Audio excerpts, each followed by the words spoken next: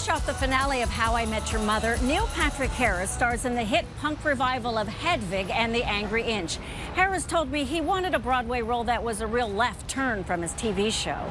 Would anyone care to ask me where Nora and I are going tonight? Don't ask him, it's a trap. What a transformation for three-time Emmy winner Neil Patrick Harris. While wrapping up How I Met Your Mother, he started preparing for his first Broadway role in a decade as Hedwig, an incomplete transgender woman thanks to a botched surgery. Harris changed his workout regime and diet and lost 20 pounds, and then put his more feminine figure into custom high heels. We started early in LA, figuring out how to stand, how to walk, how to squat, how to sit, because you forget that you have to do all of those things in addition to the dance numbers. Let alone improvise, because in Hedwig and the Angry Inch, she's trying to win back a guy by doing a show. The Tony nominee says rehearsals were overwhelming. I was just having to think about 25 things about singing like a rock person and not like a musical theater person, about did someone say something and how do I say it back, and what's the next line, and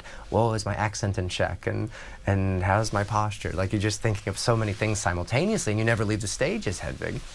And it's all kind of settling nicely now. So nicely, with 8 Tony Award nominations, only audiences inside the Belasco Theater have seen Hedwig live until the Tony Awards broadcast. I love more than anything that millions of people will get to see a performance from Hedwig and the Angry Inch. We haven't performed it on talk shows, and so this will be, I think, the only time that people will see her perform a number outside of the Belasco. And so that, I think, is really fun. What would it mean to win?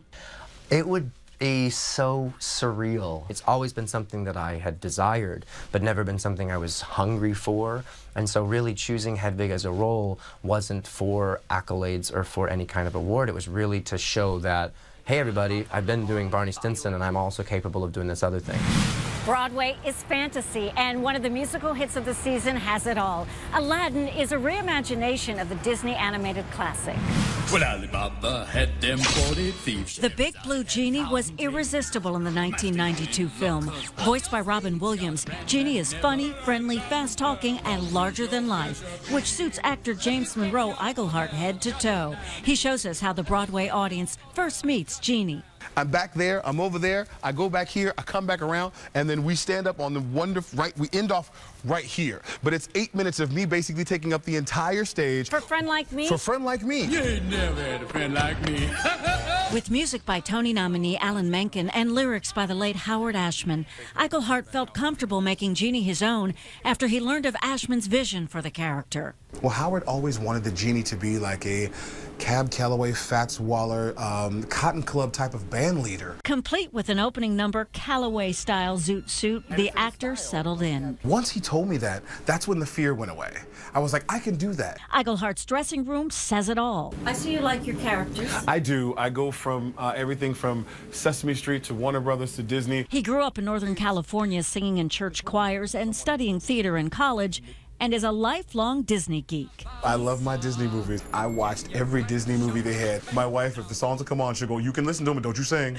Don't you sing. Backstage, Iglehart gives us a tour in a maze of wigs, props, and furnishings from the floor to the rafters. Our regular stage is out there, and back here is where we keep all of our props and everything that we handle on stage, all of our weapons and everything. So our actors will go out there and look beautiful, then frantically run back here, pick up a sword, and run back out there and fight. He calls it choreographed chaos for nearly 30 cast members, plus the stage crew. Is that the lamp? Ah, yes, that is my second home. How do you fit in there, James, if you don't mind me asking? Well, you know, it's a real low-protein diet. I eat a lot of bran. Joking aside, and just for a second, with this featured actor Tony nominee, he loves the message of Aladdin. That's the wonderful thing about our show. You feel like if you had a genie, what would you ask for, and what would he give you? And then you realize that it all comes down to what you have inside you anyway. We're in the Tony Awards pop-up shop on West 46th Street. When we come back, the nominees for Best Revivals, the shows we couldn't wait to see again.